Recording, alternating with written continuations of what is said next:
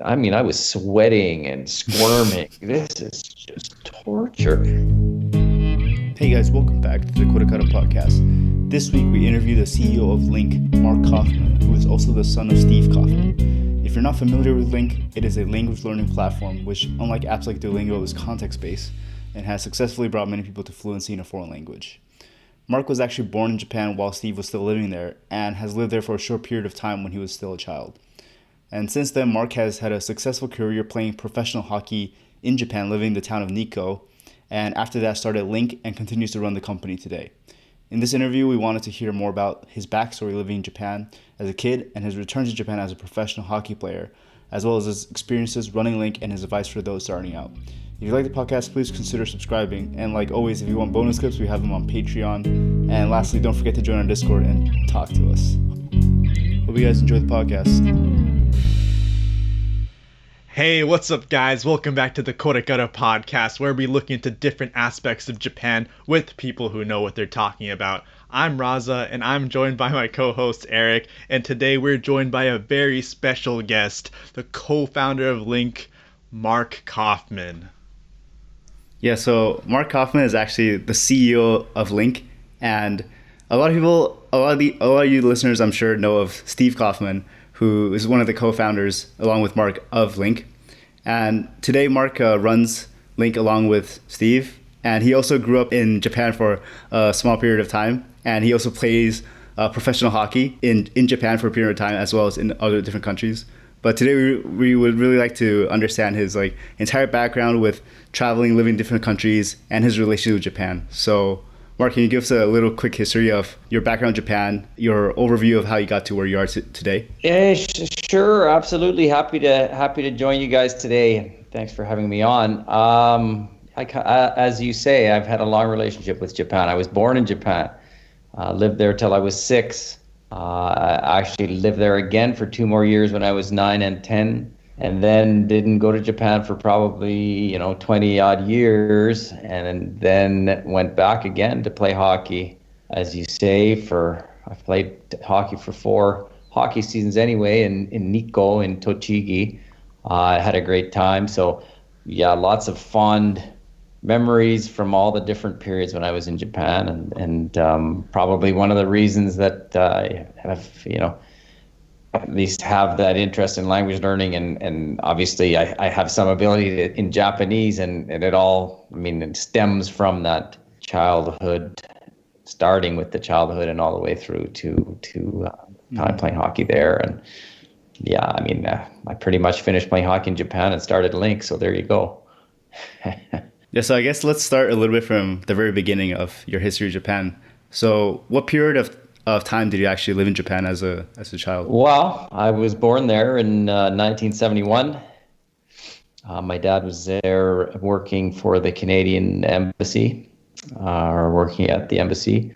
And I lived there till I was 6, went to kindergarten in Japan, went to Yochien before then in Japanese at the local Yochien, and then kindergarten, and then came back to Canada for grade 1. What was your earliest memory of being in Japan? I'm going to be honest, my memory's not the best. But if you're asking me, I don't have a lot of memories from the first time I was in Japan, but I have some.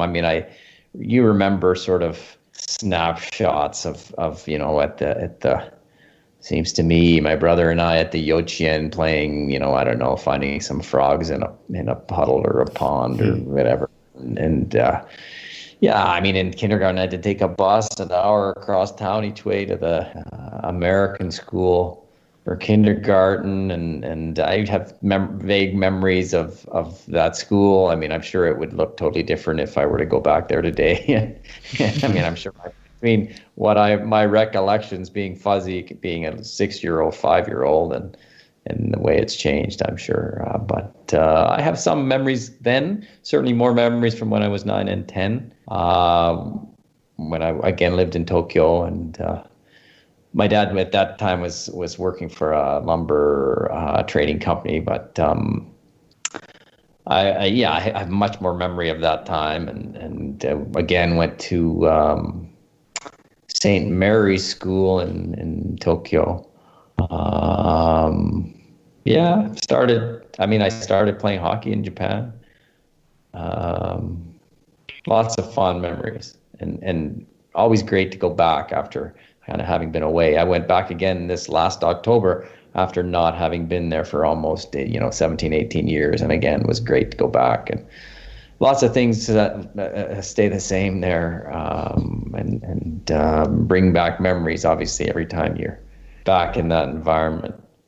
Are there ways that you've noticed Japan has changed since you lived there?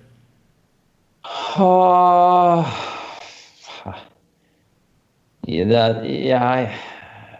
off the top of my head, it's a lot of it. It's similar, but I mean, every time you go back, more things have been fixed up. I was back in Nikko this last trip, and they'd done, they fixed up the main sort of street in town, and so that it just looked a little slicker. I think I noticed that all throughout Japan. I mean, it's unavoidable. 20 years or 18 years is a long time. There's a lot of new building, and so that's the biggest thing. I think, the types of places that restaurants and food and a lot of that doesn't change that much. No, I probably not a ton that sticks out to me as obviously changed. But I was there for a week. I don't remember particularly having that impression. I see. So I guess when you were doing your schooling in Japan, your yochien as well as kindergarten, how did you begin learning Japanese at that point, or maybe when you were 9 and 10? Did you have any actual experience with the language, or was it more later on? Yeah, in the yochien it was in Japanese, so I don't remember how much interaction I would have had, my brother and I would have had with, the teachers and the other kids there. But we obviously, would have watched a bit of TV and would have had a few, spoken a little bit of Japanese, I think. I mean, it wouldn't have been much. And then when we got, even by the time, I was 9 and 10 and back there in Japan, I think I pretty much hardly knew any. And then there you're in school, so you have Japanese class, which is kind of like any language class in most countries. You're kind of whatever, trying to read out loud some silly dialogue and memorizing whatever it was, hiragana or vocabulary words or whatever it was. So you get to very little in the 2 years that I was there, a little bit, but I didn't have much Japanese. My brother and I played on a hockey team, so all the other kids were Japanese. So you're surrounded by it, but the amount that you absorb, you think you know some, and you do. You're surrounded by you know a lot more than kids who don't get surrounded by Japanese. But realistically, when I went back again to play hockey, I'm like, wow, I feel like I really hardly know any, which was probably the case. Yeah. I see. And the times when you left Japan as a family, when you were growing up, was it more so work related to your dad? When we left Japan? Yeah, when you left Japan. So yeah, he was working there at the embassy, and then got hired away by a forest products company, worked for them, and then came back to Vancouver with that company for a while, and then ended up moving to a different company, and we ended up going back to Japan for a couple of years, and then back. So we were essentially following my dad as is where his career took him. Yeah, that's why we were moving.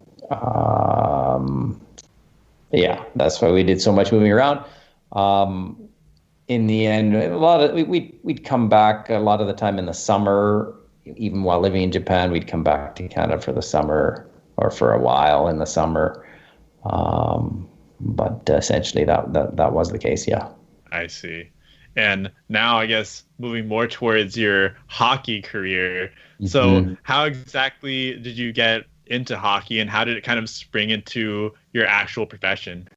Yeah, I mean, I started playing, I think I mean, I did start playing when we lived in Japan. I think my dad played hockey there. So like he just for fun, on a team, and there was hockey. And so it was something that we started to do there. And then when we came back to Vancouver, obviously here in Canada, it's a popular thing for kids to do. And I think we were at school and our friends were all playing. And so we came and said, we want to play hockey. So we got signed up for hockey. And ever since then, really liked it, and played obviously from when I was 5 or whatever it was. Played all the way through high school. And then went to college. Went to college in the States and played college hockey at Yale. And then after that, I was lucky enough to play 10 years of pro hockey. So I played in the minor leagues. I played, there was a Canadian national team program that I played for. I played in Italy, Austria, Switzerland, and in Japan. Yeah, so I had a great Nice. time, got to see the world, made a bit of money, really was great. Was great. Everywhere kind of had its own charms, and reasons why, I enjoyed it, and yeah, I mean, pretty lucky to be able to do something you do for free, right, and get paid for it and see the world, and yeah, was definitely lucky to have that opportunity.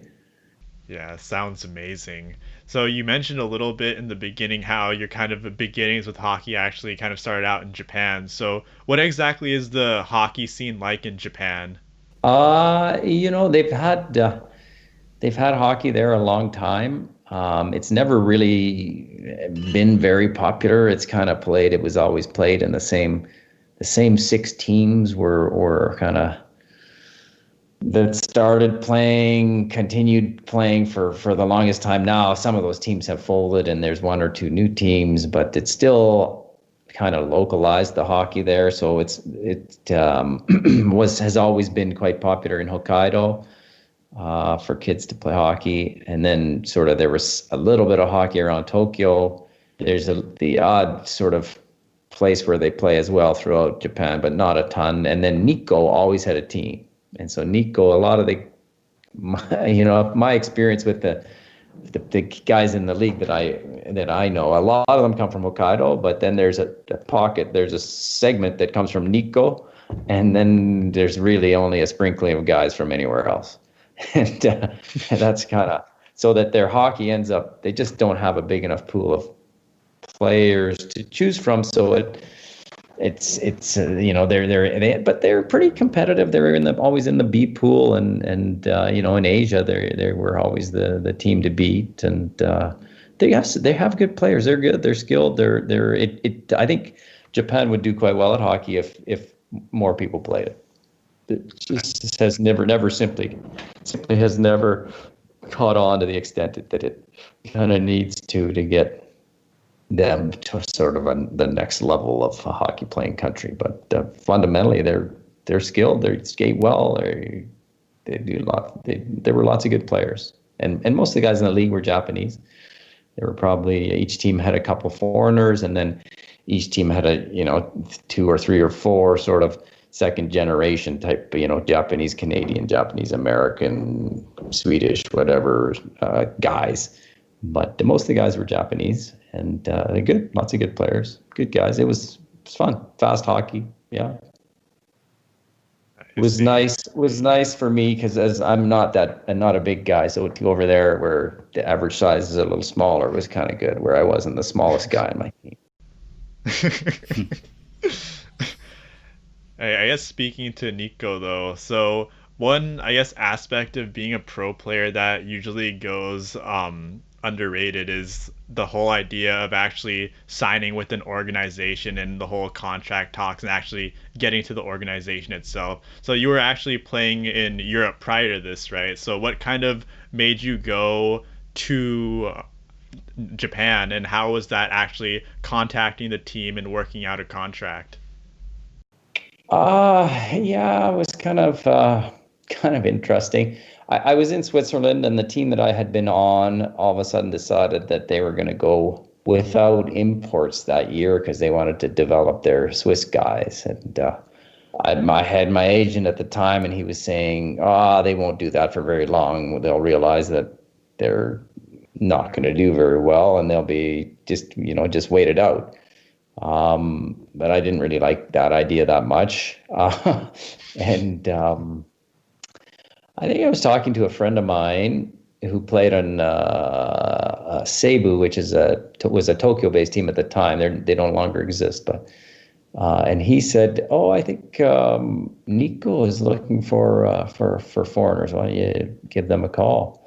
And so, I mean, my Japanese was virtually non-existent, but my dad speaks Japanese, so we got the number, and he phoned. And but the funny thing about it is that the guy who answered the phone was Canadian, and so my dad said, "Oh, I'm phoning on behalf of my son, Mark Kaufmann, who played in wherever I've been playing. He's been playing in Switzerland and whatever." And the guy on the end of the phone, Randy Edmonds, he said, "Oh, Mark Kaufmann, I know Mark Kaufmann." I tried to get him to come to Sweden, 2 or 3 years before. So it was just kind of funny. So that kind of happened pretty quickly after that. Like, he's like, "Yeah, we're looking for a guy. I know you. Great. You're a good player. We want you here." So it initially, the negotiation went obviously through him. And then once I got there and got to meet everybody, from then on, I negotiated with the management myself directly. And it was good. It was interesting. I mean, in Nikko for the longest time had been a company team. Furukawa Denko was the company sponsor there, and they had just announced that they were pulling out of the hockey because they weren't doing well, and they said, "We can't continue to sponsor this team." So then the town of Nikko said, "Well, we want to keep the team," so it became a club team. And they then had to find sponsors, and I think Furukawa continued to give some money, but they had to find other external sponsors and figure out how to make like a club out of it instead of just relying on the company. And so that was the first year where they had done that. And so then they had, different people were on the board and trying to organize and get sponsors. And so, yeah, it was just interesting. You kind of got a real sense of, sort of starting out in a new direction that was happening at that time there. And it was interesting. And then you get to know people. And every year before by the end of the season, I'd go in and talk about next season and negotiate and sign on until I didn't sign on and came home. I see. Was that experience any different from prior teams? Yeah, it was always a little bit different wherever I have been. A lot of the time, if my agent would do the negotiating, but not always. In Switzerland, in the end, I went in and negotiated because I was there, and I never had a problem doing that. Some people don't like being in that situation, but I enjoyed it. It's not like I didn't have time to do that. You're playing hockey, you have a lot of free time. So it was a good experience, and whatever country you're in, the culture's a little bit different, and the negotiating style is a bit different, and the conversations are a bit different, and so it's always just interesting to be in those kinds of situations and see how people act. And yeah, I can't think of any obvious thing that sticks out that was different there. But just that I always find it interesting to be to just see how people are, and those kinds of situations in different countries, because it is definitely different. People negotiate differently and behave differently in a meeting. But at the end of the day, people are people, and they're thinking similar things no matter where you are. And so it's just kind of reading through the cultural sort of mannerisms to kind of get to the root of the negotiation, I guess. I see. And speaking to the free time you have as a hockey player that you just mentioned, so when you're in Japan specifically, was there anything that specifically that you did during your free time that you enjoyed in Nikko? Yeah, I mean, Nikko is not a big place, so which was perfect, because I was there with my wife, but we had initially 2 small kids, eventually 3 small kids. Like, we had 3 kids under the age of 5 when we were there. So it was nice because Nikko's small. It's 5 minutes wherever you want to go by car anyway. And lots of neat little parks and restaurants, and being in a small town, hockey's not that popular in Japan. So most, like, if you're playing hockey on a team in Tokyo, nobody knows who you are probably. But in Nikko, you're a big deal. So that was fun. And so any restaurant you go in, you're just fired up to have you there. And they looked after us great. Like, we got treated really well there, by everybody, and didn't matter, restaurants and whatever, wherever we went in town, it makes you feel pretty good to be in that situation. And so that was great. And I have to say, whenever we did end up going into Tokyo, I couldn't wait to get out of there. It's just so crowded, and it's amazing. It's while you're there, it's amazing. Like, wow, look at all these people and lights and buildings, and it's unbelievable. But after 3 days or a week or whatever we were in Tokyo, we were quite happy to come back to sleepy little Nikko, and back to some space and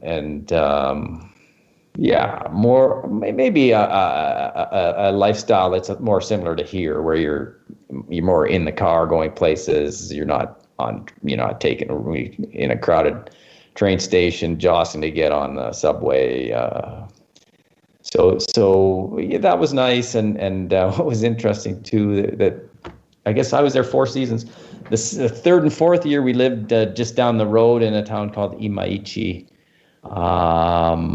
And we had this little house in amongst the rice paddies, and there were monkeys everywhere running around stealing fruit and vegetables from the farmers across the way. And it was fun. It was super interesting. The kids thought it was great. All these monkeys jumping around. Every once in a while, they'd jump on the roof of the house, and I still remember the farmer across the way would have an air gun and would be chasing these monkeys across his rice paddies, shooting them, trying to keep them away from his, I don't know, whatever he was storing in his barn or home or whatever it was. Yeah, that was fun. It was lots of fond memories of being there in Tochigi, Nikko, and Imaichi. Yeah. Yeah, this podcast is going to go and put it on the map. Right.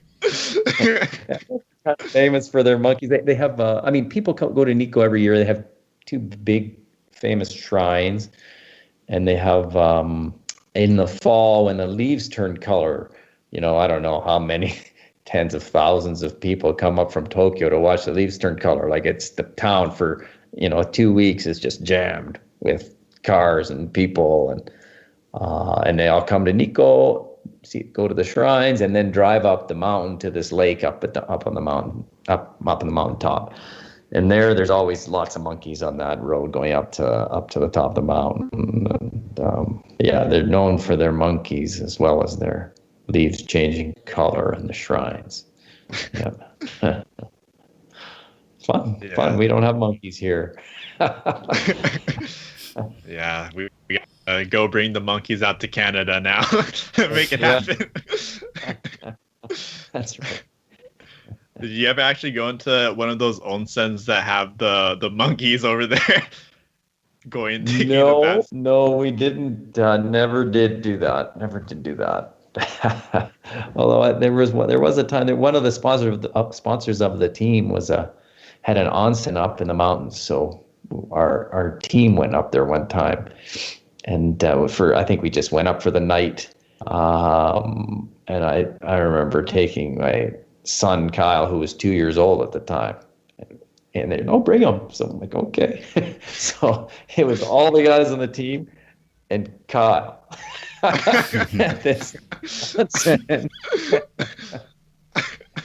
was pretty funny. You can remember him in the. It was a great onsen. You're outside, and the guys on the team had brought him a little water gun, so he's in there shooting guys with their water gun, and it was great, and it was totally like Japanese style, sleeping on the floor, tatami mats, and eating on the floor, and so it was a great experience, and yeah. No, fondly remember that trip, actually. Now that you mentioned talking about the onsens brought that back to me. Yeah.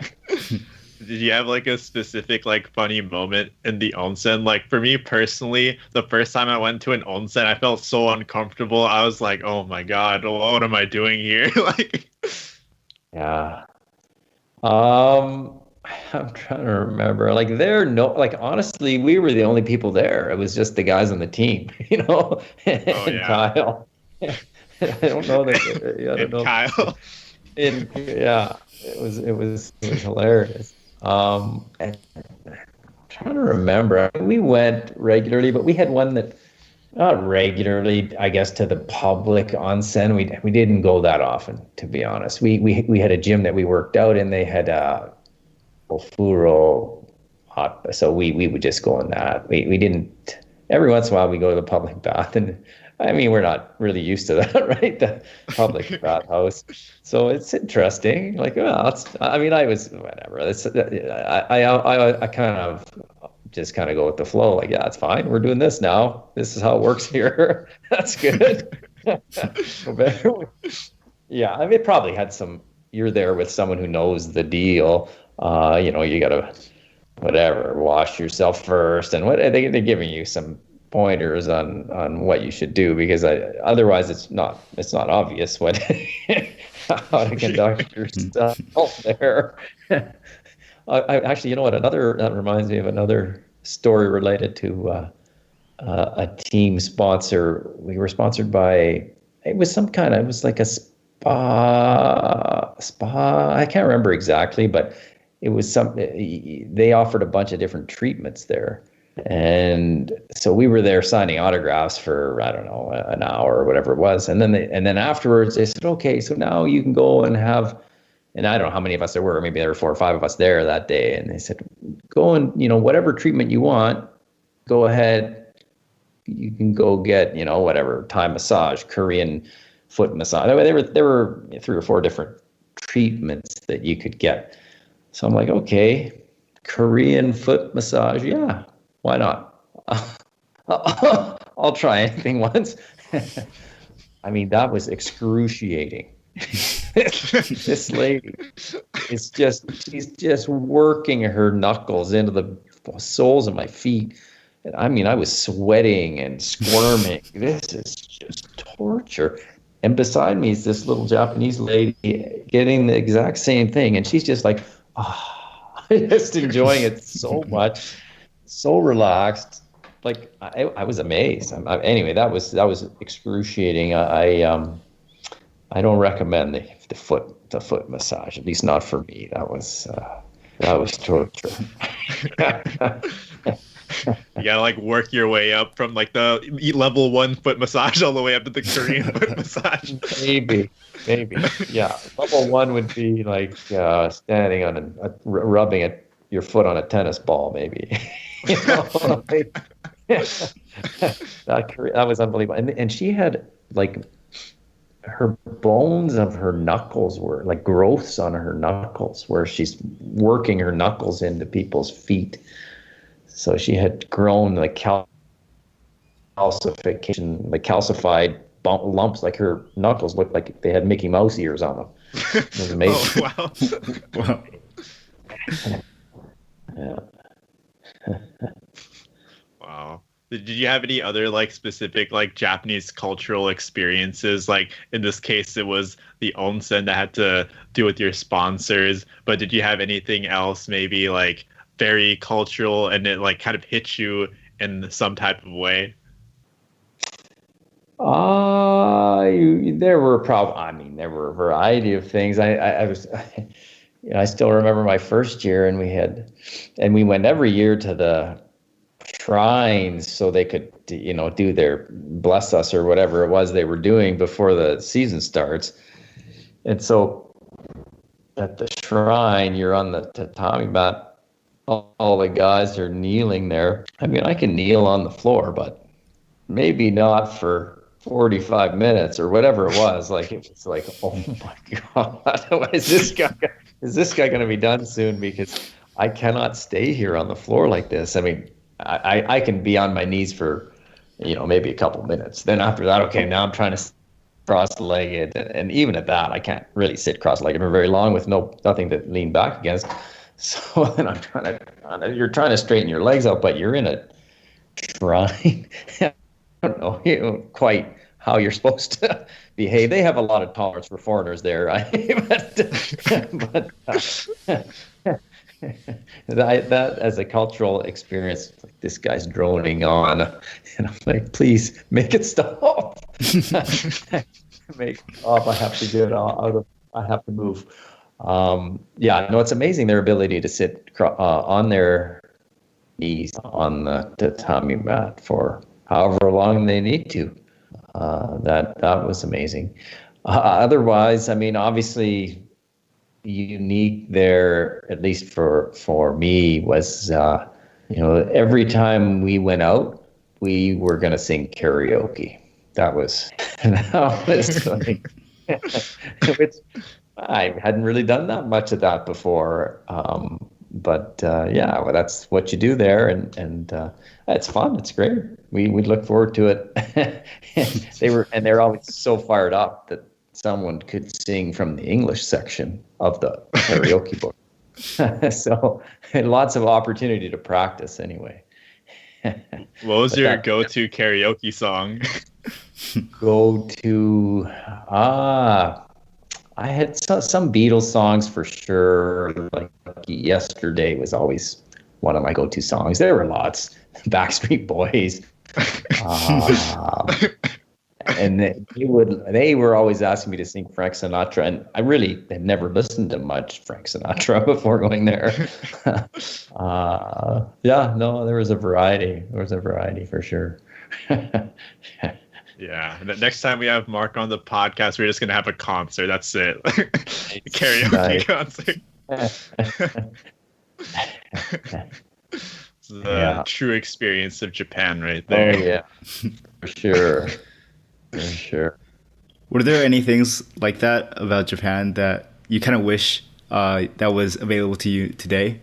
Like where you live in Vancouver? Like maybe a special food or tradition or service? Oh, yeah. I mean, the food was great there, is great there. Obviously not just the Japanese food, and whatever food you eat there is good for the most part. If you're going to an Italian restaurant, that guy who opened the restaurant probably spent 15 years in Rome learning how to cook. Like they don't fool around there. That's the amazing thing in Japan. Like they're dedicated to their craft, and like I remember we had this park in Nikko. We called it the Dragon Park because there was a big dragon, I don't remember what it was, thing that the kids could climb on. And there's a little ramen shop beside it. And I still remember, like, you could fit, I don't know, maybe 8 people in that restaurant. And the guy probably took 15 minutes with each bowl of ramen, and he sold the bowl of ramen for 600 yen or something. It's like, how's that a business? Like that's amazing. And he's so much care with his ramen, like it wasn't about that. It's just like, yeah, I make ramen and that's what I do, and it's perfect. It struck me that's kind of how they are in Japan. They choose a craft and they dedicate themselves to it, and there's something very admirable about that. He's never gonna make it big with his ramen shop, but he doesn't care. Like, he's making good ramen. That's what he does, and that definitely struck me there. But in terms of food in general, what I miss, I mean, that would be one thing. There are ramen shops now in Vancouver. At that time when I lived there and came back, there weren't. We've had lots of sushi shops, but now you're getting more of a variety of different types of Japanese foods, like izakaya style. And so I would say initially when coming back from Japan, it would be missing those types of not just sushi, but the other types of Japanese food that you get there. It was always fun, with the guys on the team. A lot of the time we go, if we were on the road or something, we'd go out for a meal. And so you'd go, if you have a group in Japan, you often end up at, either shabu shabu or the whatever it's called, Genghis Khan, they call it, grilled lamb, or that's sort of a cooking, or even yakiniku, as a group, you're cooking yourself and you go up and get plates of whatever, and you're kind of cooking it in front of you and eating it at the table. So those kinds of meals were, we would go relatively, not all the time, but not infrequently with the guys on the team, or even with the other, friends and families and whatever. We go do that. And really, I don't think I've done that since I left there. And those are great meals. I really do enjoy that style of eating.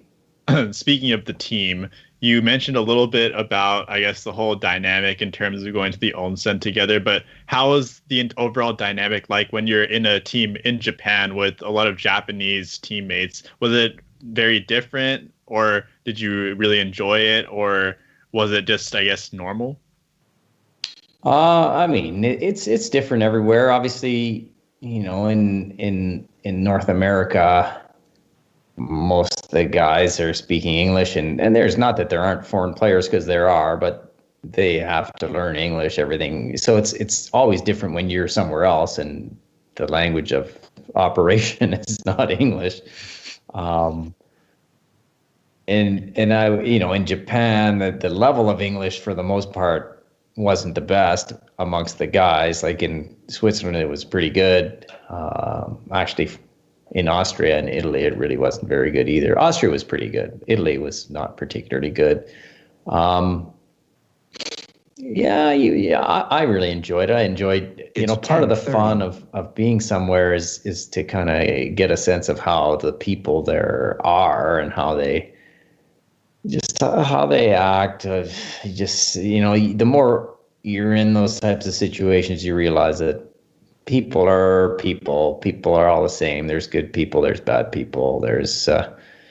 But in general, people are nice, and if you're nice to them, they're nice to you. And obviously, the language is one of those things that the more of an effort you make with the language, the better you're able to communicate with them on their terms, understand what they're saying, and make yourself understood. The better your experience is, and the more you realize actually they may act differently in certain situations in Japan or in whatever country, but deep down they're kind of thinking the same things that we're thinking when we're in that situation. Like, yeah, that guy's super annoying, but the Japanese person's not going to act like he's super annoying until he's away from that guy, and then he can kind of roll his eyes and say, wow, that guy, you know what I mean? Like, here, people are more likely to show that annoyance sooner, let's say. Not in Japan, they're going to be more polite about it. I think they're just cultural traits, but in fact, they're thinking the same thing. Yeah. Was it difficult, like communication wise, when you're talking about strategy for when you're actually playing professionally? I would say that that's probably the easiest time when it comes to communication, because and I'm trying to think. I was there 4 years. Actually, all 4 years the coach was Canadian. 2 of the years he was Japanese Canadian, a guy who'd been there a long time who also spoke Japanese. But they're surrounded by English when playing hockey and the hockey related terminology. So when you're talking about hockey, that was almost the time when it was easiest to be clear about what was being said, because their grasp of the English hockey words was high. In the few Japanese hockey words that we knew or the few Japanese words, a lot of them were hockey related. So probably that was the best opportunity to communicate well. I don't think there was a ton of communication issues around hockey, but obviously the minute you're into areas where it's all new vocabulary, either for them or for me, then all of a sudden, okay, that's pretty hard now to get the point across, because I don't know those words and you don't know the English words for what we're trying to talk about. And so you end up kind of always having more sort of narrow types of conversations around the same types of things. And I think that's the case for all language learners. I mean, you gradually have to build up your vocabulary and broaden your ability to converse on different subjects. And it's not that easy to do if without making a deliberate effort to try and start at least reading about or listening to stuff about or introducing yourself to different topics. Did you ever experience any sort of like reverse cultural shock from when you returned from Japan? Reverse cultural shock. I mean, the biggest thing, and I don't know if it's necessarily cultural, the biggest thing I noticed is that when I went to Japan, I was driving on the wrong side of the road, and when I came home, I was now driving on the wrong side of the road here, because you get used to by the time you get used to driving on the left side, you come back here, and now you got to figure out that you're back on the right side. So, I mean, it's only for a day or two when you first move, or maybe a week. The dangerous time is when there's no one else on the road, so you pull out and you just kind of by habit get in the lane. In Japan, where they paint the street signs are painted on the road, you're driving along and the kanji's upside down, like, oh.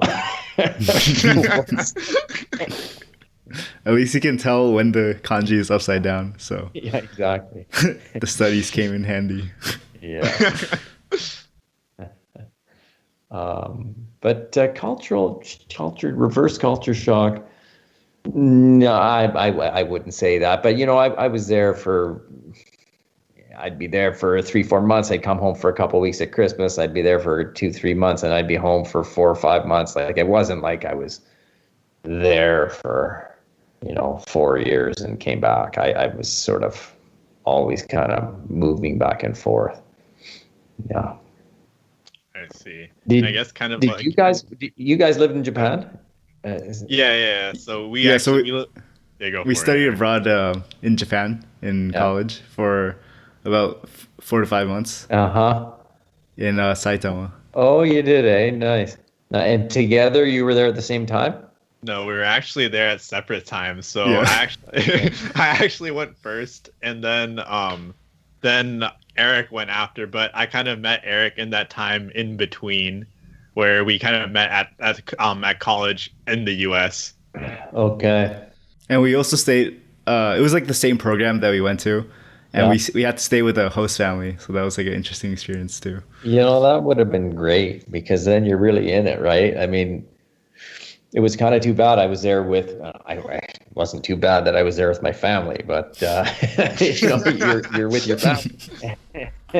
No, and there's other foreigners on the team, and so you end up kind of hanging out together, and their wives and whatever. That's your kind of core sort of friend group. Not that we didn't spend time with the Japanese guys, because we definitely did, but we spend most of our time speaking English with our English speaking friends. Whereas if you're in a host family, you don't have that option. You're like, okay, here we are. Yeah. I gotta Sink or figure swim. this out, because probably, I mean, if you're lucky, they don't speak any English, and now you're really, and in Japan, that's a high likelihood. So, or low English. So it's a really great opportunity to be able to practice and getting thrown in the deep end, so to speak. Yeah, you summarized it perfectly. That's exactly how it was. Yeah. Jumped in there. Oh man, it was pretty. It was a big, I guess, oof moment right in the beginning, just coming in. It's like, oh wow, I'm really out here, right here. Yeah. Yeah, but yeah, I mean, it's definitely a great experience overall, though. Definitely invaluable moment, even though we're not in Japan right now. It's still like near and dear to our hearts, like a lot because of that as well too. So it was a great experience overall. Just entire experience of studying abroad. You came out speaking Japanese too. Yeah, exactly. Well, there you go, right? Yeah, studying abroad's a great thing to do, and I mean, I think any experience that I've ever had in Japan, I mean, they treat foreigners so well. Like, they're so happy to have you there, and like the guys on the team, you asked that earlier, they were couldn't have been more friendly and so happy to have us there, and happy to take us out and show us what they do, and yeah.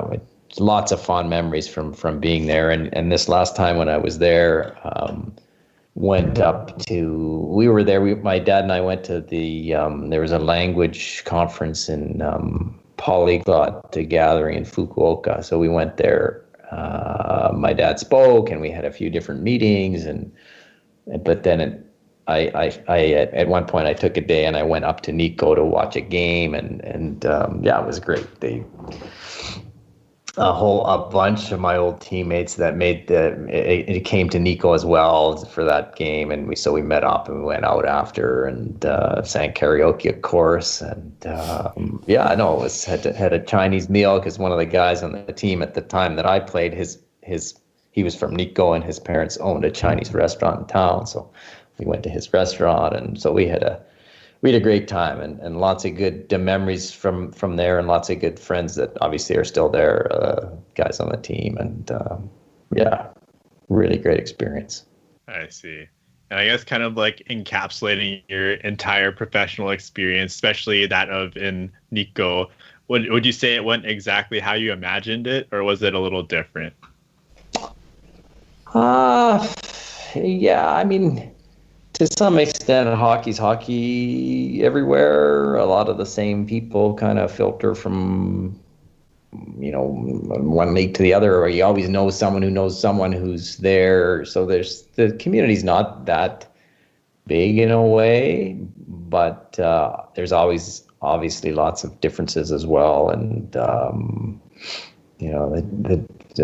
Japanese league is a good level of hockey. There was, I don't know, it was quite a bit of travel, but they treated us really well. The organizations were good. Yeah, I can't remember where I was going now, because I can't really remember the question, but yeah,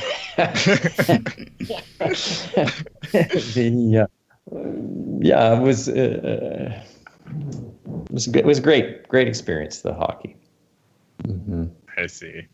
Yeah, and I guess you've clearly shown how much Japan is close to your heart, how all the good memories, all the good times. But after, as you mentioned prior in the podcast, that after you had your time in Japan, that you went and started LingQ, right afterwards, right? Right.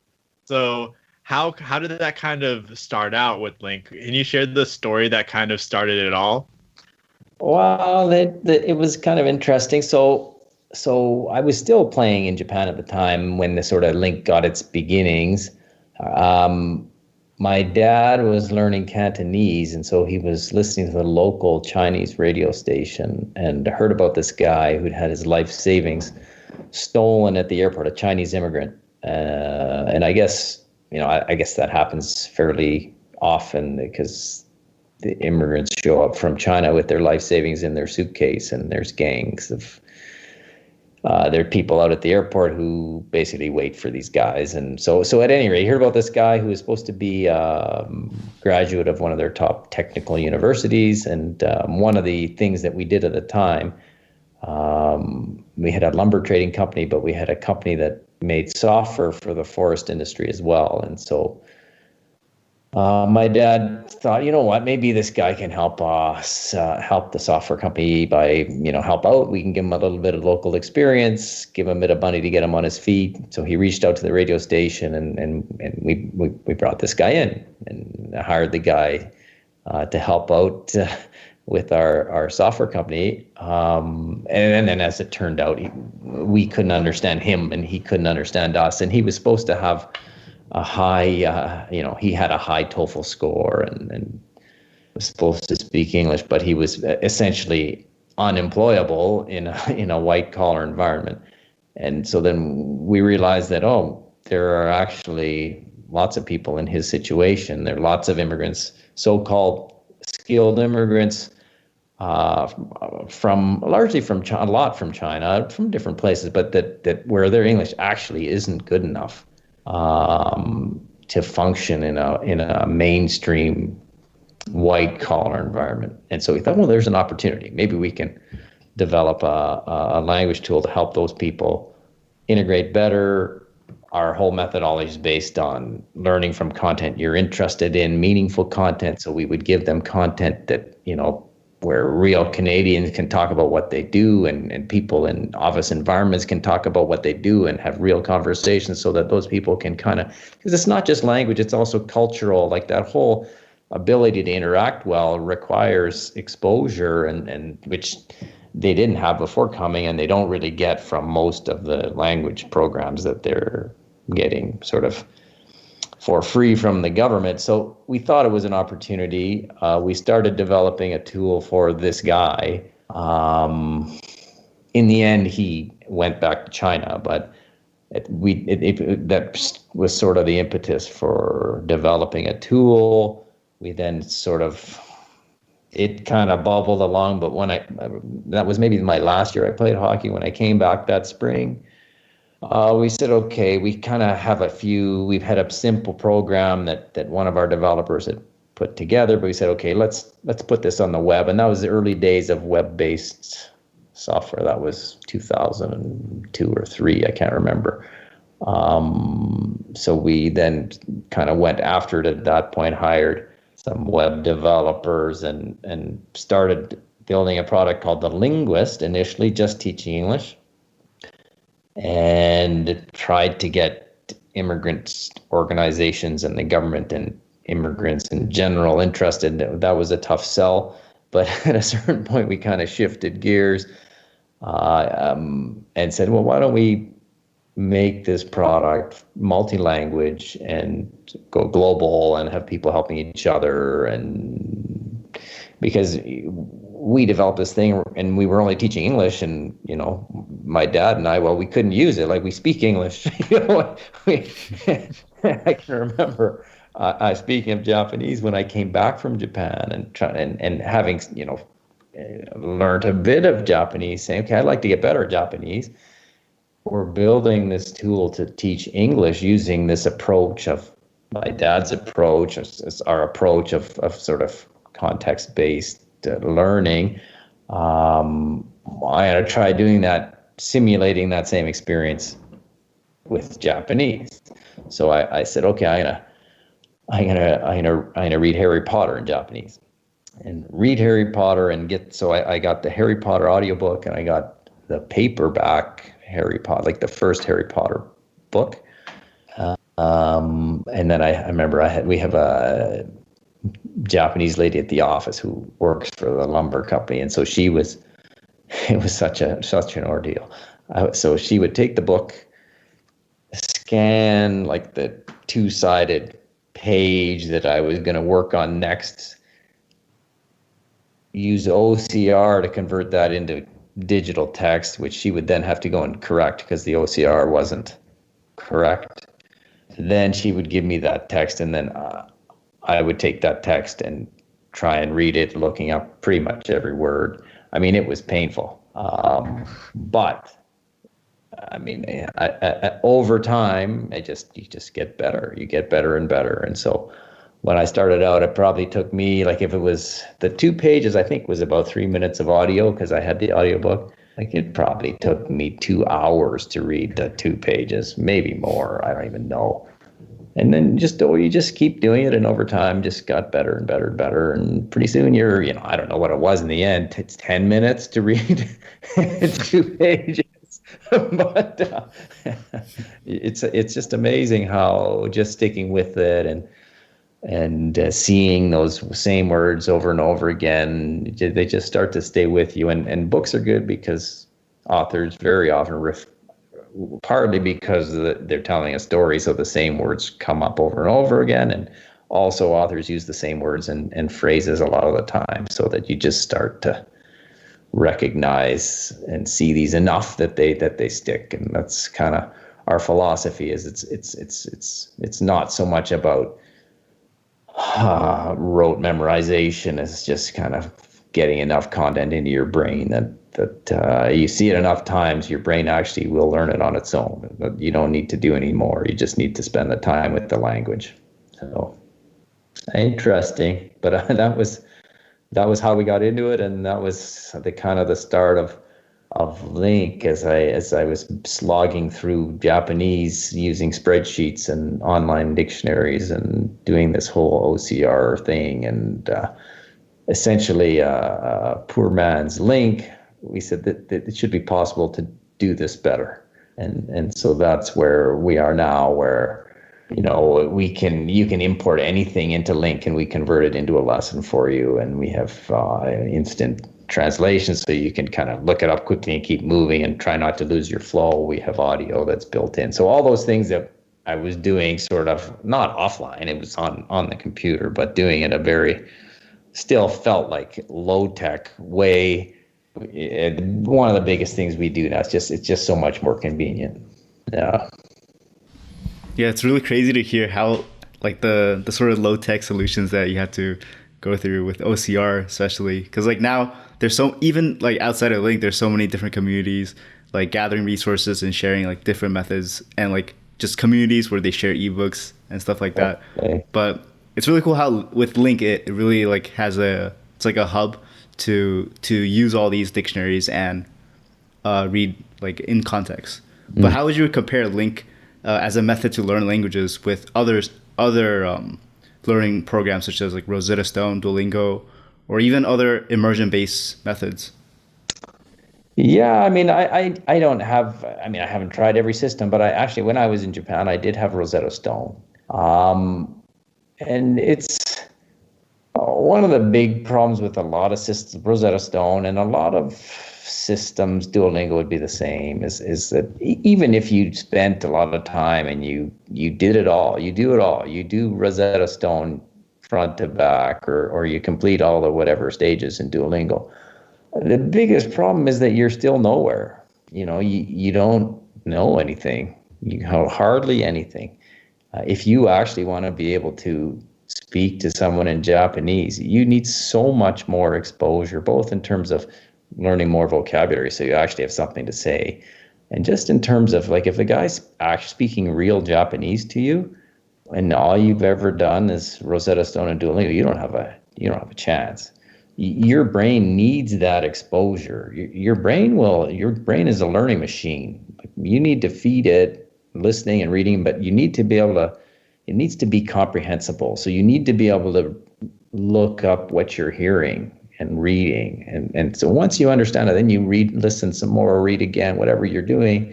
And then your brain starts to make sense of it. And the biggest reason why it's so much more effective is just the volume of that language that you're exposing yourself to, which you just don't get with most other systems out there. So and you don't have to use LingQ. One of the big reasons LingQ is one of the big benefits is that it just makes it more convenient. It's a convenience thing that you're paying for a lot of the time. Like there's no magic. You're reading and listening and looking up words, but the more efficiently you're able to do that, the better, the faster you're going to learn. And so we obviously feel like it's worth it. Like you listen, all the benefit you're getting, so that you can just focus on learning, and we take care of the details. That's a big part of what we offer. We do other stuff that's neat, like whether it's converting YouTube videos or Netflix shows into lessons easily, but you don't need to do those things. You can find content that you're interested in. You can read it. You can listen to it. You can look up words. You don't need LingQ for that. But it takes a lot of time to do all like that. When I describe my process and I think about it, like, I wouldn't do that now. I did that then. But it's like there's so many things like that. Like you think back to how, whatever we've got, look at the, our smartphones and all the functions and features that are built in that used to require multiple devices, or we couldn't do, or big devices or whatever. Like things evolve and people like them because they make life more convenient. And that's kind of a big part of what we offer. What would you say is the ideal way for someone to use LingQ for somebody who's living in the country and wanting to reach a business proficiency in the language? Like, would they have to supplement with something else, or would LingQ be a catch-all solution? I think if you're in the country, all you need is LingQ. I mean, you should be in a situation where you should be able to find yourself in situations where you can practice speaking, which is obviously we have tutors on LingQ, you can practice on LingQ, but if you're in that country, hopefully you can find a real person to talk to and practice with. But the big thing that with LingQ is that you can help drive your vocabulary growth and your comprehension, but really it's about vocabulary. The larger your vocabulary, the more you're going to be comfortable in any situation. If you understand, and vocabulary is the biggest component of comprehension. So the more words you know, the more whatever people say to you, you understand and you're comfortable. You don't have to worry. So now all I need to worry about is getting out what I want to say, because I understand what you're saying, no problem at all. So you need to put yourself in that situation, which means you should be actually importing lots of things into LingQ. You should be finding what you're interested in, whether those are books or news articles or YouTube videos or Netflix shows. Find what you really are interested in, or that subject matter that you need to know. If you're there for work, you should be importing your work-related material into LingQ and learning that terminology and making sure you know that vocabulary. And all the time exposing yourself to more reading and more listening. And it's just the more Japanese you cram into your brain, the more listening and reading you do, the better you're going to do, the better you're going to understand, the better you're going to speak. Because Japanese people, they've been surrounded by Japanese their whole lives. Like you're never going to catch up to them, but you can try your best to increase the volume of input that your brain is receiving, because that's something that I think a lot of language learners don't understand. And that's why their language doesn't really progress very far. And it's something that you probably have to make a conscious effort to do, because there are any number of people who immigrate, whether North Americans moving to Japan or immigrants coming to North America, who kind of achieve a basic level in that language and never really get any better. And to actually get better, it takes effort. You have to make an effort, read more in that language, listen more in that language. It's easy to kind of find yourself in Japan, easy to operate in English and speak only English to people and consume English media, but then it's no mystery why your Japanese doesn't get better. But you need a tool, or you need tools to help you utilize that material. Just turning on the radio in Japanese isn't going to help you. You need to understand what they're saying. So you need to be able to read it and look it up, and there needs to be that sort of comprehensible element, the ability to mine that content, I guess. Mm. Do you have any favorite success stories of people using LingQ and maybe succeeding with the original motivations, like helping skilled immigrants improve their language abilities to a business level? We definitely. We get glowing testimonials and emails and comments all the time. But one guy who stands out when you talk about immigrants then working in a white collar environment, we had this guy from Venezuela who moved to. He was like a petroleum engineer or something, and had moved to. I think he was in Toronto. And he couldn't find a job, and so ended up on LingQ, and he started using LingQ, and he wrote us a glowing testimonial about how, within 3 months or 6 months, his comprehension was just so much better, and his ability to communicate was so much better, and he got a job in Calgary and was moving to Calgary, and he couldn't thank us enough, and whatever. So that was one example that sticks out. The other example is an American who was studying Italian on LingQ, and he again wrote to say, I learned Italian, and I was then applied for this job in Italy, and I'm moving to Italy next month, and thanks to LingQ. And so again, we get those types of stories, and it's obviously feels great to hear those stories. We had the couple that also, I don't remember what the story was, but they met on LingQ.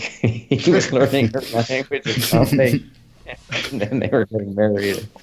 So, I mean, if you have a big community of learners, you end up hearing these stories and getting these stories, and every time we hear those stories, it motivates us to keep going and do a better job and try to make it better. I mean, it's enjoyable for sure. Yeah. Yeah, Tinder needs to step aside for LingQ, right? Exactly. Pretty funny story. These guys had met. I'm trying to remember now. It was a few years ago what the languages were that they were studying, but I honestly can't remember. Yeah. And I guess, how has LingQ changed over the 15 years or so of running it? Like, were there mistakes that you made that you end up going back on? There were so many mistakes, I can't remember what they were. I don't know. We started out, we weren't tech people. We weren't developers. We did have a software business, so we understood somewhat how technology works, but we certainly weren't on the web. We built it using technology based on what was recommended by the people that we hired. The biggest thing about it is that over the years, how much things continue to change. The biggest, I guess, trap we fell into was that, we'll just build this thing and then we'll sell it. Like, it's a product, we'll build it and then we'll market it. But in fact, it's the product that has no end. Like, it's like building a house that is never finished. You cannot. Mm-hmm. That's the biggest thing with software, at least a software product like LingQ, is you're always trying to do it better. And, by the time you've kind of finished one version, you're kind of start thinking about the next version because technology is changing, and if the consumer expects things to change, even though if and when they change, they're going to get mad at you for changing them, they still expect them to change. And then, where obviously we started on the web, mobile really wasn't a thing. But now obviously mobile is the thing. So, that's been a big change, and then different things come along. Like, should we be looking at doing something on the smart watches or there's any number of things that probably are going to be coming out in the next little while. Smart devices, I don't know, but technology that's always changing is one thing, and having to renew yourself constantly is another, and then mixed in there is a steady dose of trying things that don't work, and hoping that some of the things that you try actually do work. And I mean, they do. I think whatever it is that you do, nobody does everything right. The big thing is just to do things, and some of those things will work out. And what's for sure is if you don't do anything, nothing will happen. You learn from doing. That's it. And I think you have to. It's people say it all the time, but you have to fall down in order to pick yourself up and to keep going and figure out something that's going to work. It certainly makes coming to work a challenge every day. And I guess like now going kind of like past all this all the updates, would you say LingQ has succeeded in accomplishing its initial goal that you set out for in the beginning, or is there a lot to work with here? Yeah, I mean, I would say yes, in that, we have a product that lots of people happily use and are successful using, doing essentially what we started out to do, which was to build a system to enable learning languages using methods that my dad developed or had used, low tech maybe, but had the approach that he had always used to learn languages. And we felt like too many people learn languages ineffectively, inefficiently, are turned off language learning because of that. Don't think they can do it because of that experience that they've had in the past. And we wanted to build a tool that would help people learn languages and make it enjoyable and be more effective and basically spread the word. Like, everyone can learn a language. Don't use your high school French class as an example. That is not how language learning should be. It should be fun. It should be in a journey of exploration, and everybody learns their own language. There's no reason why you can't learn another. It just takes time and finding an approach that you enjoy and being motivated to continue spending the time. And so to that extent, yeah, we've been successful. We're users of our own products, so we love our products, but we know lots of other people do as well, and we've continued to grow. Every year we grow. So yeah, sure, we'd like to grow more. We'd like more people to know about us.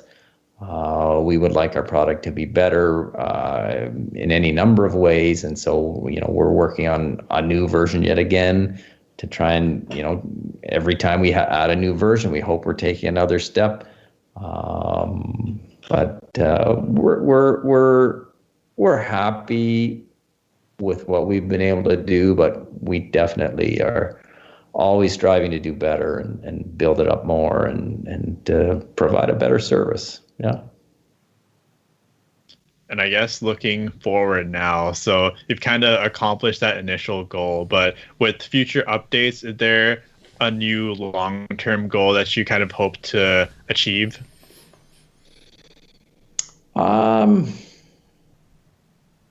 Yeah, I mean, I don't know about a specific long-term goal. We want to keep growing. We want to keep trying to get the word out. And we want to try and get more people learning languages our way, because we feel like it's more effective, but it's also more enjoyable, and it is a bit of a different approach. So it's a lot of people. People are used to what they're used to. So when they come to LingQ and it's not about,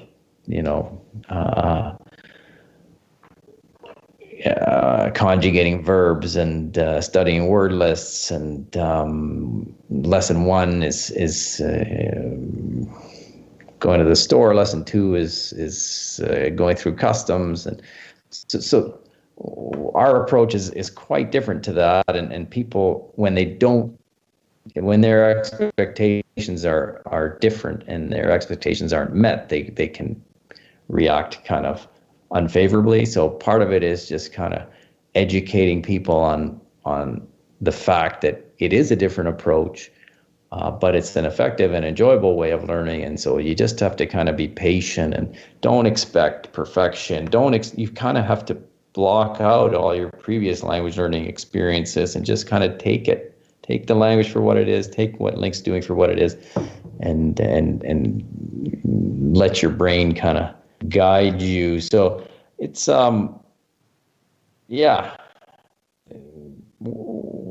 lots of room for improvement, lots of room for growth, but happy with what we've done too, for sure. I see. And with that, I guess kind of taking a step back from everything from LingQ to all the countries you've traveled to playing professionally in hockey, is there any bit of advice you would have to give for someone maybe wanting to achieve maybe a dream they set out to go for, a goal, or maybe just what they can do to maybe adjust to someplace new like you have as well?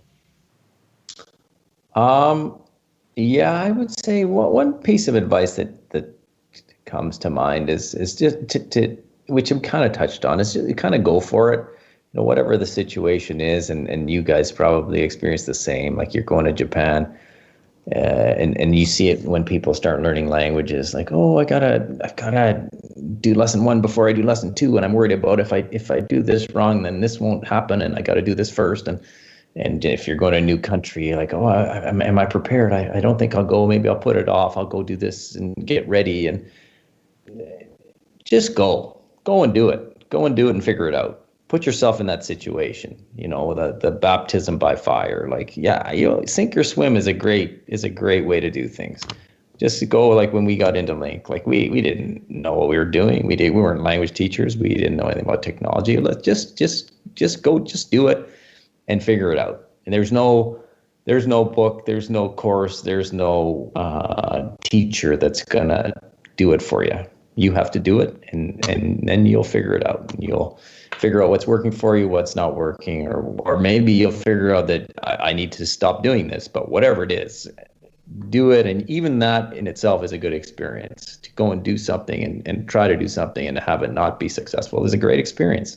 Now you're set up to go do something else, and you have that sort of in your experience, and that would be the biggest piece of advice. Do things. But yeah, I think this is a great time to go and wrap up this podcast. I really want to thank Mark for coming on. It was an amazing conversation, and it was a great experience having you on here. We're going to go and link everything for Mark in the description for checking out LingQ or anything else you want to see him on. Mark, do you have anything you want to say to the Korekara listeners before we head out here? Yeah, not really. Really appreciated being on your show.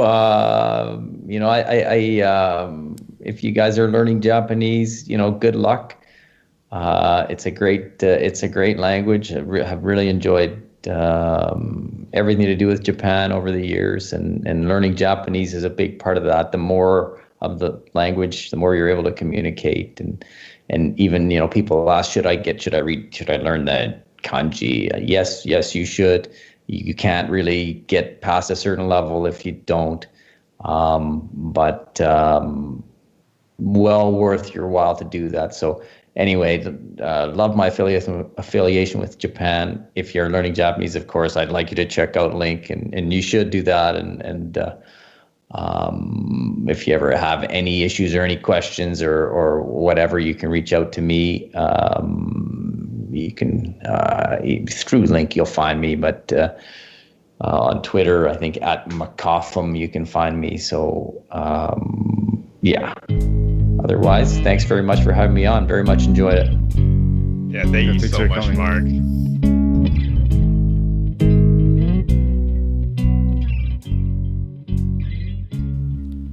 Hey guys, thanks for listening to the Korekara podcast. If you liked the episode, please give us a like and subscribe, as it would really help with the YouTube algorithm. And go ahead and leave a comment too of what you thought of it. And if you want early access to our episodes, we are now uploading them on Patreon, as well as any other bonus clips that we have. So lastly, we just want to thank our patrons, Jack, Miku, Azinga71, Salt Shaker, Denny, and Drew. Thank you guys for supporting the podcast.